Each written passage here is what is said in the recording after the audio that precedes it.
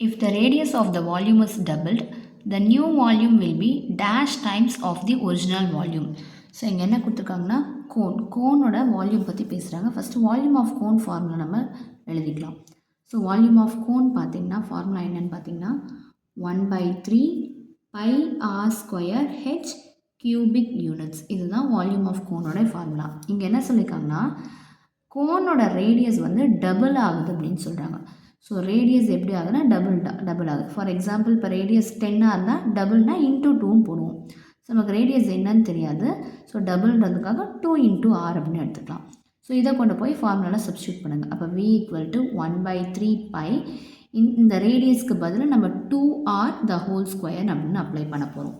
So இப்போ 1/3 by 2r whole square அப்படின்னா 2 square பண்ணிங்கன்னா 4, ரேடியஸை ஸ்கொயர் பண்ணிங்கன்னா r ஸ்கொயர் ஹெச் அப்படின்னு இருக்கும். இந்த நம்பரை மட்டும் முன்னாடி எடுத்துகிட்டு வந்துடலாம். இப்போ 4 × 1/3 pi r square h. So எத்தனை டைம்ஸ் வந்து நியூ ஒரிஜினல் வால்யூமோட எத்தனை டைம்ஸ் இருக்குது அப்படின்னு கேட்குறாங்க. பார்த்திங்கன்னா இதுதான் நமக்கு ஒரிஜினல் ஃபார்முலா. அப்போ 4 டைம்ஸ் அப்படின்னு சொல்லலாம்.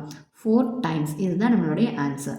ஸோ அப்போ ஆப்ஷன் பார்த்திங்கன்னா ஆன்சர் ஆப்ஷன் பி 4 டைம்ஸ். பார்த்திங்கன்னா ஒரிஜினல் வால்யூமை விட ரேடியஸ் டபுள் ஆச்சுன்னா 4 டைம்ஸ் இன்க்ரீஸ் ஆகுது அப்படின்னு சொல்கிறாங்க.